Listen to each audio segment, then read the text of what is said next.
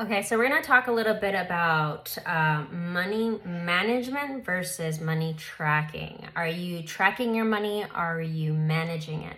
So there's quite a difference. When you're tracking your money, it's because your money is already spent and you're tracking your expenses. It's already done.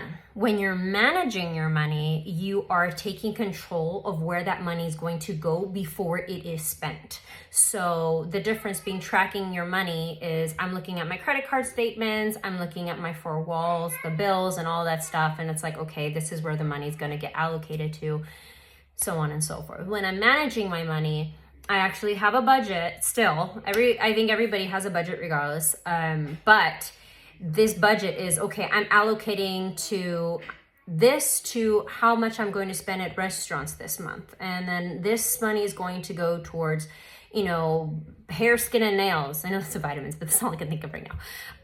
And then this money is going towards my emergency fund, my vacation fund, my Disneyland fund, tire fund, roof fund, because it's going to be 15 years before we fix the roof, but at some point it's going to cost, and it's going to cost a lot, so we're going to put away for that. New floors fund, whatever it is, but I'm taking charge before it actually happens. So that is me managing my money, and that's where we all essentially want to get to where we are managing our money before it is spent, and so we can spend it where we want to spend it. For example, that quote unquote Disneyland trip, that vacation, that, car that you want, that mortgage, that future mortgage that you want. You could be putting that savings into, down payment, account where you'll have a large down payment, and that way that you'll have a lesser loan, or, you're putting that money away so that you could buy the house cash, that's whatever you decide, right? So our goal is to make sure that we are managing our money and not tracking it. First, we do have to track it. If we are in debt, yes, let's track it. First way to do it, we have to know how much debt we have. You will be blown away with the amount of people that when you ask them how much debt you have, I don't know. They've given up. They don't know how much debt they have because it's a scary thought. It's a scary idea to have to face, but we all have to face it if we want to get out of debt. So knowing how much debt you have is the first step to be able to pay off that debt. Knowing is better, believe me, right? Okay, so I'm going to look at my notes real quick.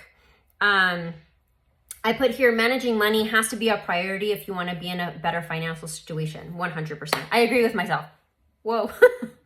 If you start with getting to know how much you have in debt, then you'll be able to know how much your minimums are, how much you can pay towards your debt, and start getting that ball rolling in the sense of, I personally like the snowball method. So you pay off the smallest debt, right? Once that debt is paid off, whatever you used to pay to that smallest debt goes to the next smallest debt, and so on and so forth, until it's this giant amount of money getting tossed at all this debt that's shrinking and shrinking and shrinking and shrinking, which is a beautiful thing, right? So make sure you're writing it down.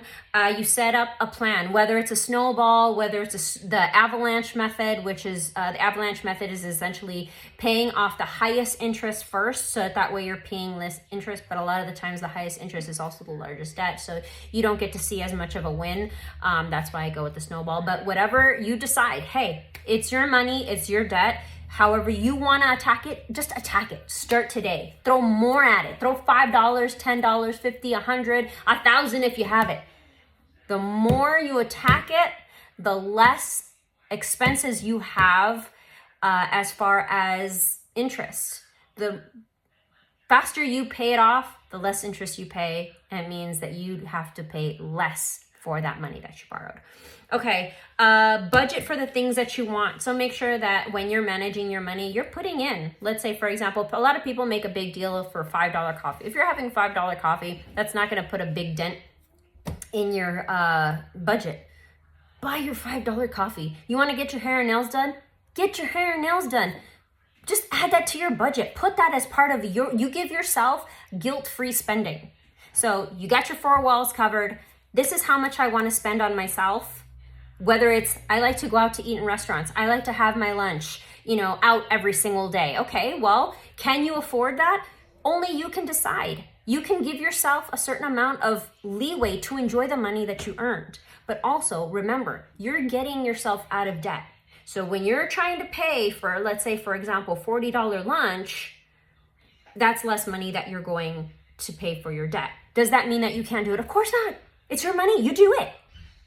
If that's what makes you happy, do it.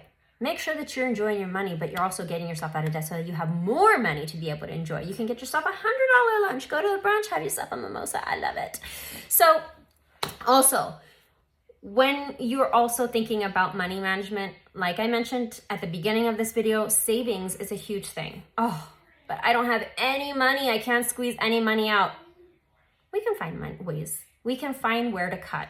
So cut where you don't find absolutely necessary something that's adding value to your life. I constantly quote Ramit Sethi. Spend graciously on the things that you love and cut mercilessly on the things that you don't, so you can live the life that you want. Go ahead and cut whatever it is out so you can start with $5. $5, $1. If you have $1 in your couch cushions or something, throw that into a savings account. Something is better than nothing, because the savings account, it's not about the amount of money that you're putting in there right now that you're in debt.